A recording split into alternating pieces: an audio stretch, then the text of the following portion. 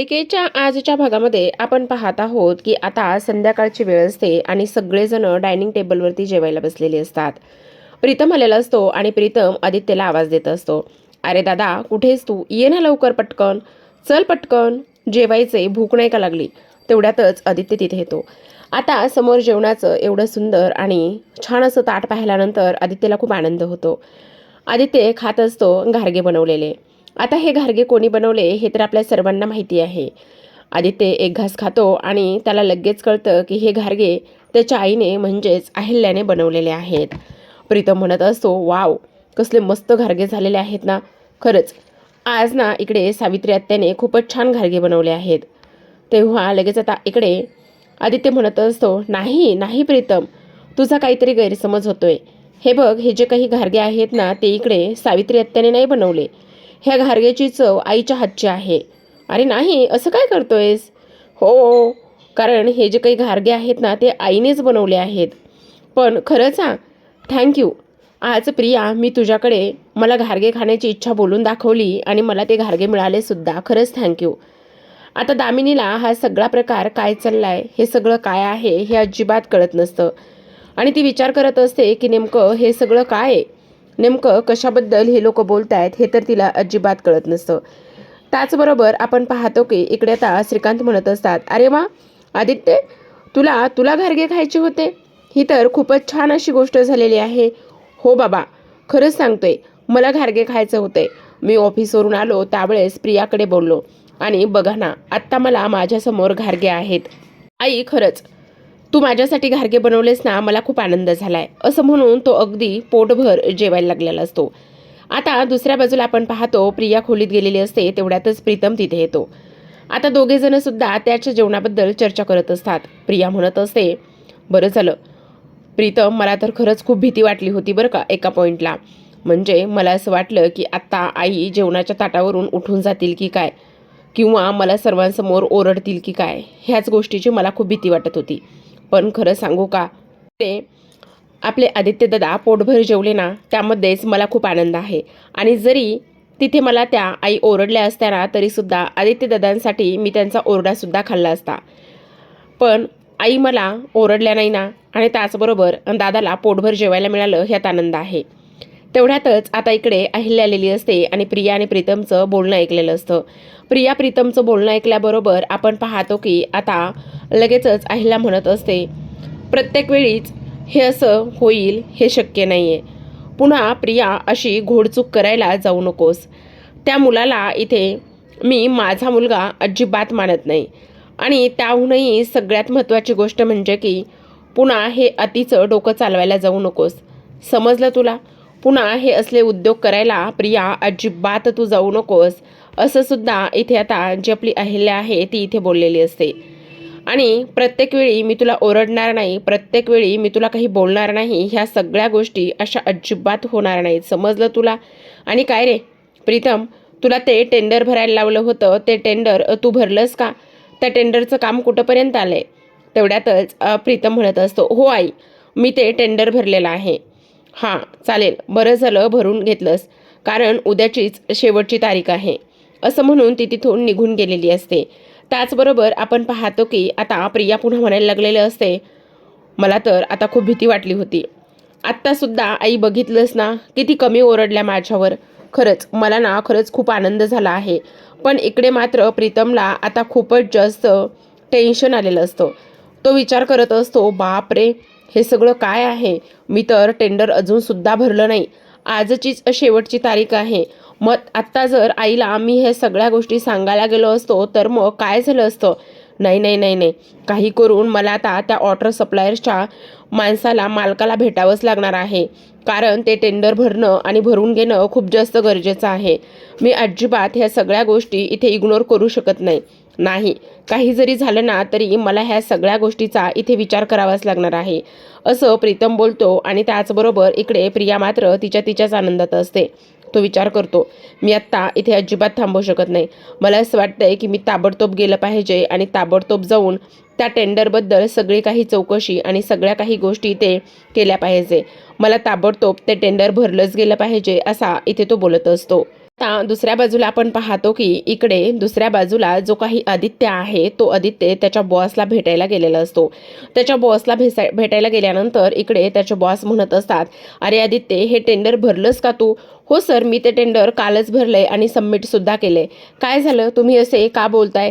तेवढ्यातच आता आपण पाहतो की ते म्हणत असतात, खरं सांगू का आदित्य, जर हे टेंडर आपल्याला भेटलं ना तर मग तुझं मी नक्की प्रमोशन करेल. फक्त हे टेंडर आपल्याला भेटायला पाहिजे. एकदा का हे टेंडर आपल्याला भेटलं की सगळ्या काही गोष्टी इथे व्यवस्थित होतील असं सुद्धा इकडे आता ते बोलत असतात. तेवढ्यातच आदित्य म्हणत असतो, सर तुम्ही अजिबात काळजी करू नका, हे टेंडर नक्कीच आपल्याला भेटेल. तुम्हाला काळजी वगैरे करण्याची काही गरज नाही असं सुद्धा आदित्य आता इथे बोलत असतो. आता हे सगळं काही आदित्यने इथे बोलल्यानंतर आपण पाहतो की आदित्य घरी जायला निघालेला असतो. तेवढ्यातच आता त्याला एका अननोन नंबरवरून किंवा प्रायव्हेट नंबरवरून एक व्हिडिओ आलेला असतो. आदित्य म्हणत असतो की हा व्हिडिओ नेमका कोणी पाठवला असेल, कोण असेल, म्हणून तो व्हिडिओ तो प्ले करायला जातो. आता व्हिडिओ प्ले केल्यानंतर पाहतो तर काय, प्रीतम एका वॉटर सप्लायरच्या मालकाशी बोलत असतो आणि त्या मालकाला तो पैसे देत असतो, लाच देत असतो, कारण त्याचं टेंडर जे आहे ते भरायचं राहिलेलं असतं. हा व्हिडिओ आदित्यपर्यंत येऊन पोहोचतो. आदित्य ते सगळं काही पाहत असतो.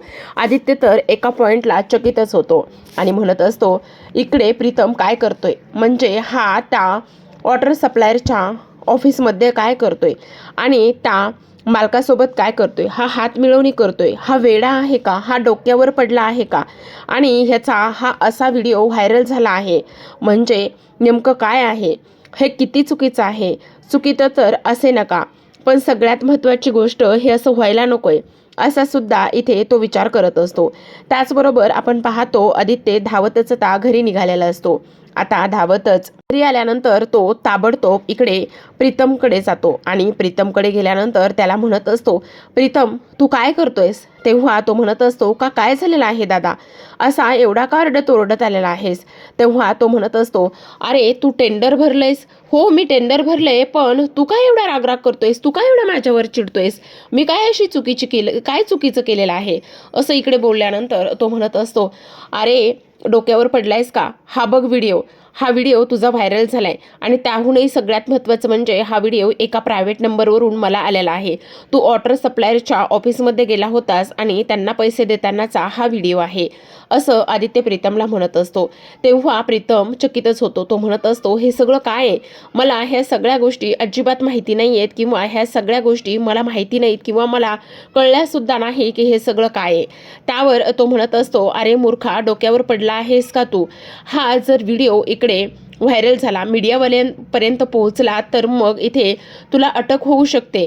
डोक्यावर पडलायस का तू? असं कसं करू शकतो तेच मला काही कळत नाही, असं सुद्धा इथे तो त्याला बोलत असतो. अरे दादा, मला नाही माहिती हे सगळं काय आहे ते. हे बघ, तू आत्ताच्या आत्ता त्या माणसाला फोन कर आणि त्या माणसाला फोन करून जे काही टेंडर आहे ते माघारी घे. अरे दादा, आपण हे कसं शक्य आहे? हो तेच सांगतोय मी. हे बघ, तू हे टेंडर माघारी घे. जर तू असं नाही केलंस तर खूप मोठा अनर्थ आणि खूप मोठा प्रॉब्लेम होऊ शकतो, असं सुद्धा आता इकडे जो आदित्य आहे तो इकडे प्रीतमला सांगत असतो. पण प्रीतम मात्र विचार करत असतो, हे कसं शक्य आहे, ह्या सगळ्या गोष्टी नाही होऊ शकत. अरे तू वेडा आहेस का, तू डोक्यावर पडलायस का, असं कसं करू शकतोस तू? तुला कळतंय का तू काय केलंस तर प्रीतम? तेव्हा प्रीतम म्हणतो, आता काय करू मी, मला कळत नाही. अरे तुला अटक होईल, हे टेंडर मागे घे. आता टेंडर मागे घे हा शब्द मात्र अहिल्याने ऐकलेला असतो. अहिल्या तिथे येते आणि म्हणत असते, प्रीतम काय चाललंय? ह्या मुलाचा आणि आपला काही एक संबंध नाही, ही गोष्ट तुला माहिती नाही का? हा मुलगा तुझ्या खोलीमध्ये काय करतोय, ह्याचा काय संबंध आहे ह्या टेंडरसोबत आणि ह्या सगळ्या गोष्टीसोबत? सांग ना प्रीतम, बोल ना प्रीतम. ह्या सगळ्या गोष्टी आता इकडे ती बोलत असतो. त्याचबरोबर आपण पाहतो की जो काही आदित्य आहे तो मात्र अहिल्याकडे पाहतो आणि त्यालाच आता इकडे खूप जास्त टेन्शन आलेलं असतं. आता इकडे अहिल्या म्हणत असते, काय बोलते काय मी प्रीतम, तुला सांगितलेल्या गोष्टी लक्षात येत नाही का? आणि ह्या मुलाचा काय संबंध आहे, हा टेंडरबद्दल काय का आणि कशामुळे बोलतोय, ह्याचा आणि आपल्या ह्या सगळ्या गोष्टीचा काही एक संबंध नाही. किर्लोस्कर कंपनी आमची आहे आणि टेंडर भरायचं नाही भरायचं हे आम्ही बघू शकतो. तू अशा पद्धतीने इथे प्रीतमशी नाही बोलू शकत, समजलं तुला?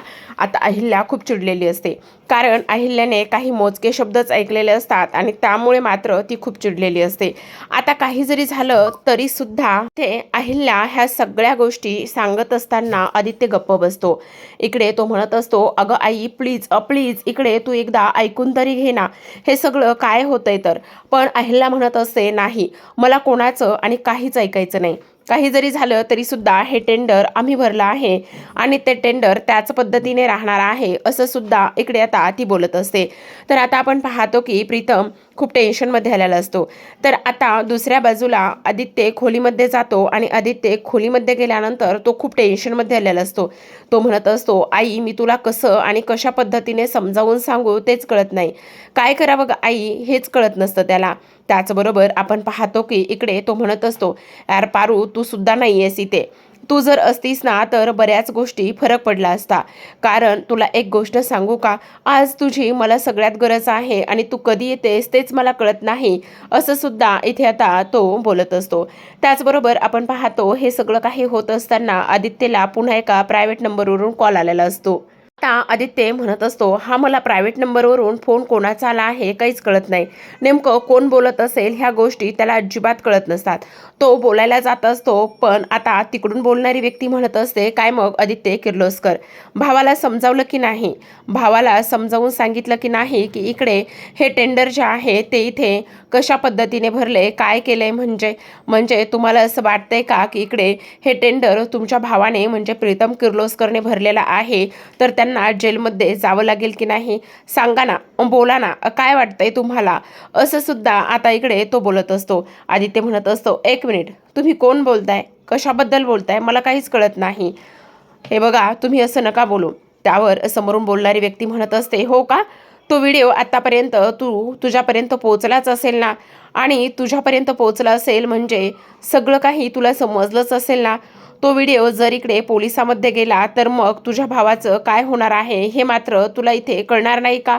बोल ना काय वाटतंय काय तुला, ह्या सगळ्या गोष्टीबद्दल तुला काय वाटतंय असं म्हणून आता तो फोन ठेवला जातो. त्याचबरोबर प्रेक्षकांनो आपण पाहतो की आता इकडे जो काही आदित्य आहे त्याला मात्र खूपच टेन्शन आलेलं असतं. तो म्हणत असतो, आता काय करू, कशा पद्धतीने इकडे आईला ह्या सगळ्या गोष्टी समजून सांगितल्या पाहिजेत आणि आईने मात्र सगळं कसं व्यवस्थित समजून घेतलं पाहिजे तेच कळत नाही. तर आता आपण पाहतो आदित्य हा प्रीतमच्या बाजूला बसलेला असतो आणि प्रीतमला समजवत असतो, प्रीतम हे बघ मी काय सांगतो ते व्यवस्थित ऐक. अरे काय करू मला तर कळत नाही. आई काही जरी झालं ना तरी सुद्धा ते टेंडर मागे घेणार नाही हे मात्र तेवढंच खरं आहे. तेवढ्यातच आता इकडे आदित्य त्याला म्हणत असतो, हे बघ आत्ता काहीही ऐकायचं नाही. तुला एक गोष्ट सांगू का, सगळ्यात महत्त्वाची म्हणजे तू आत्ता आईकडे जाणार आहेस, ठीक आहे. आईकडे जायचं आणि आईला काहीही करून कन्व्हिन्स करायचं की ते टेंडर आपल्या कंपनीसाठी कशा पद्धतीने योग्य नाही आहे. काहीही कर पण आईला ह्या सगळ्या गोष्टी तू समजावून सांगणार आहेस. त्यावर तो म्हणत असतो, अरे पण दादा हे कसं शक्य आहे, आई तर ह्या सगळ्या गोष्टी अजिबात मान्य करणार नाही. तेच तुला मी सांगण्याचा प्रयत्न करत आहे. काही कर पण हे सगळं आईला तू समजावून सांगणार आहेस म्हणजे सांगणार आहेस. काही जरी झालं ना तरी सुद्धा आईनं हे टेंडर जे आहे ना ते मागे घेतलंच पाहिजे. जर असं नाही घेतलं आणि आईलाही दुसरीकडून दुसऱ्या बाजूनी गोष्ट समजली तर मग मात्र खूप जास्त प्रॉब्लेम होऊ शकतो. तू आत्ता जाणार आहेस, आईला कन्व्हिन्स करणार आहेस आणि आईला सांगणार आहेस की हे जे टेंडर आहे ते आपल्यासाठी योग्य नाही आहे. पण अरे दादा आई ऐकणार नाही आहे. मी कसं सांगणार आहे आईला, हे बघ तो तुझा प्रॉब्लेम आहे. कसं सांगायचं काय करायचं हे तुझं तू ठरव. पण आईला मात्र ह्या सगळ्या गोष्टी समजल्याच पाहिजेत, कळल्याच पाहिजेत. समजलं तुला. आता प्रीतम समोर एक नवं आव्हान आणि एक नवीच उमेद किंवा नवीन टास्क इथे आदित्यने दिलेला असतो. त्याने स्पष्टपणे सांगितलेलं असतं की काही जरी झालं तरी सुद्धा तू हे सगळं काही आदित्य प्रीतम तू आईला सांगणार आहेस. तेव्हा आपण पाहतो की इकडे आता जो काही प्रीतम आहे तो अहिल्याकडे जातो आणि अहिल्यासमोर उभा राहतो आणि म्हणत असतो, आई मला तुझ्याशी थोडंसं बोलायचं आहे. तेव्हा अहिल्या म्हणते, का आणि कशाबद्दल तुला बोलायचं आहे. तेवढ्यातच तो म्हणत असतो, आई हे मला टेंडरविषयी बोलायचं आहे. तेवढ्यातच आता अहिल्या म्हणत असते, टेंडरविषयी काय बोलायचं आहे, टेंडर भरलेस ना. नेहमीप्रमाणे आपण ते टेंडर भरतो आणि नेहमीप्रमाणे इथे ते कॉन्ट्रॅक्ट आपल्या किर्लोस्कर ग्रुप ऑफ इंडस्ट्रीजलाच मिळतं, हे तुला माहिती आहे ना. अरे तुला एक साधी गोष्ट कळते का, हा मुलगा तुला सांगतो टेंडर मागे घे आणि तू मला ह्या सगळ्या गोष्टी सांगण्यासाठी इथंपर्यंत येतोयस माझ्याकडे. काय चाललंय काय प्रीतम तुझं? ह्या मुलाचा आणि आपला काही एक संबंध नाही आहे, समजलंय ना तुला? आणि आपला किर्लोस्कर कंपनीचा एक साधा आणि एक स्वच्छ हेतू असतो, तो म्हणजेच की आपण दरवर्षीप्रमाणे टेंडर भरतो आणि त्याच पद्धतीने ते टेंडर आपल्या कंपनीला मिळतं. जी छोटी मोठी गावं आहेत त्या गावांना उन्हाळ्यामध्ये टँकरने पाणी पोहोचवता यावं, आपल्याला थोडंफार पुण्य मिळावं, एक समाजकार्य व्हावं म्हणून आपण दरवर्षी हे सगळं काही करत असतो. मग आपण दरवर्षी ह्या सगळ्या गोष्टी अशा करतो, तर मग आता तुला काय प्रॉब्लेम आहे? का असं करतोयस? आणि हा तुझ्या का आणि कशामुळे मागं लागलेला आहे तेच मला काही कळत नाहीये. तू ह्याचं का आणि कशामुळे ऐकतोयस हे सुद्धा मला इथे कळत नाही, असं सुद्धा आता इकडे तो बोलत असतो. त्याचबरोबर आपण पाहतो की आता श्रीकांत म्हणत असतात, मला एक गोष्ट सांग, नेमकं ह्या सगळ्या गोष्टी का आणि कशामुळे करताय ते काही कळेल का मला? त्यावर लगेच आता इकडे कोणीही काही बोलायला तयार नसतं. पण श्रीकांत म्हणत असतात, अहिल्या मी काय म्हणतो, आदित्य सर ह्या सगळ्या गोष्टी अशा पद्धतीने करायला सांगत असेल तर नक्कीच त्या सगळ्या गोष्टीमागे त्याचा काहीतरी हेतू असेल. मी काय म्हणतो, आपण एकदा पुन्हा या सगळ्या गोष्टींचा विचार केला गेला पाहिजे का? तेव्हाच आता आपण पाहतो की ह्या सगळ्या गोष्टीचा विचार केला गेला पाहिजे असं म्हणता क्षणी अहिल्या म्हणत असते, नाही, आपण कोणत्याही आणि कसल्याही गोष्टीचा कसलाच विचार करायचा नाही. काही जरी झालं तरी सुद्धा हे टेंडर आपणच भरणार आहोत आणि आपल्यालाच हे टेंडर मिळणार आहे, हे सगळं आता इकडे ती बोलत असते. त्याचबरोबर आपण पाहतो प्रेक्षकांनो की आता अहिल्या खोलीमध्ये निघून गेलेली असते. श्रीकांत तिच्या पाठोपाठच जातात. खरं तर आता इकडे प्रीतम समजावण्याचा आणि समजावून सांगण्याचा खूप प्रयत्न करतो, पण कोणीही आणि कशाही पद्धतीने आता ऐकत नसतं. इकडे मात्र जी काही दामिनी आहे, दामिनी एका गोष्टीचा विचार करत असते की नाही, काही जरी झालं ना तरी सुद्धा ह्या सगळ्या गोष्टी कशा पद्धतीने होत आहेत आणि काय होत आहेत हेच मला पाहायचं आहे. तर आता प्रेक्षकांनो इकडे दुसऱ्या बाजूला दामिनी खोलीमध्ये असते आणि दामिनी खोलीमध्ये असताना आपण पाहतो की इकडे लगेचच ती विचार करत असते, नेमकं हे सगळं काय चाललंय, कशाबद्दल ह्या सगळ्या गोष्टी होत आहेत तेच मला कळत नाही, नेमकं कोण आणि का बोलतंय हे सगळं. तेवढ्यातच श्रीकांत तिथे येतो आणि श्रीकांत म्हणत असतो, मी काय म्हणतो अहिल्या, एकदा माझं हे सगळं तू बोलणं नीट ऐकून घे ना. अहिल्या म्हणत असते, नाही श्रीकांत, मला काहीच ऐकायचं नाही. ह्या मुलाची एवढी हिंमत होती की तो आपलं टेंडर इथे अडवू पाहतोय. नाही पण अहिल्या, तुला एक गोष्ट सांगू का, आदित्य असा विचार करणारातला मुलगा नाही. नक्कीच काहीतरी हेतू असेल किंवा नक्कीच काहीतरी गोष्टी असतील, तो त्यामुळेच हे सगळं काही करत असेल. हे बघ, माझं तू एकदा ऐकून तरी घे ना. त्यावर अहिल्या म्हणत असते, काय ऐकून घेऊ श्रीकांत, मला तेच काही कळत नाही की हा मुलगा असं का वागतोय आणि तो प्रीतमला का म्हणतोय की इकडे टेंडर मागे घे, टेंडर मागे घे म्हणून, हेच मला कळत नाहीये. ह्याच गोष्टी मला इथे कळायला मार्ग नाहीत, असं सुद्धा आता इथे तो बोलत असतो. तेवढ्यातच दामिनी तिथे येते. आता दामिनी आल्याबरोबर ती आगीत तेल ओतण्याचं नेहमीप्रमाणेच काम करत असते. ती म्हणत असते, अहो वहिनी, काय चाललंय हे सगळं, मला एक गोष्ट सांगा, तुम्हाला जरी ह्या गोष्टी कळत नसल्या तरी सुद्धा मला स्पष्ट आणि व्यवस्थित कळतायत. तेव्हाच इकडे आता ती म्हणत असते, कसल्या गोष्टी, कशा पद्धतीच्या गोष्टी, नेमकं दामिनी तुला म्हणायचंय काय, ते जरा क्लिअर बोलणार आहेस का? तेव्हा दामिनी म्हणत असते, हे बघा वहिनी, मी तुम्हाला काय सांगते ती नीट ऐका.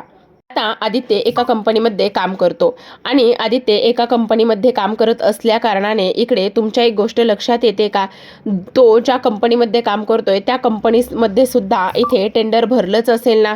मग त्या कंपनीमध्ये टेंडर भरलं असेल तर मग आदित्यला असं वाटत असेल की आपलं टेंडर हे पुढं असावं आणि आपलंच टेंडर आपल्याच कंपनीला कॉन्ट्रॅक्ट मिळावं, ही साधी गोष्ट त्याला वाटत असेल का नसेल? आणि मला एक गोष्ट सांगा, म्हणूनच तो इकडे जो आपला प्रीतम आहे त्याला मागे खेचण्याचं काम करतोय आणि म्हणून तो इकडे प्रीतमवर दबाव आणतोय आणि म्हणत असेल की काही जरी झालं तरी सुद्धा तू हे टेंडर मागे घे. असंच असू शकतं. नाही अहिल्या, तू असं का करतोय, पण आदित्यवर आपण ते संस्कार अजिबात केले नाहीयेत. तुला काहीतरी वेगळं बोलायचं आहे का? नाही भाऊजी, मी सांगते ते अगदी बरोबर आहे, मला तेच बोलायचं आहे जे तुम्ही ऐकताय. आणि तुम्हाला एक गोष्ट सांगू का, त्या मालकानं असं सांगितलेलं आहे आदित्यला की हे टेंडर जर आपल्याला मिळालं तर मी तुला रातोरात तुझं प्रमोशन करून देईल आणि त्यामुळेच इकडे जो आदित्य आहे तो आपल्या प्रीतमवर दबाव आणतोय. तेव्हा मात्र इथे अहिल्या आता चेकळलेली असते, तिला राग येत असतो. ती म्हणत असते आता तर हे टेंडर आपल्याच कंपनीला आणि हे कॉन्ट्रॅक्ट आपल्याच कंपनीला मिळालं पाहिजे.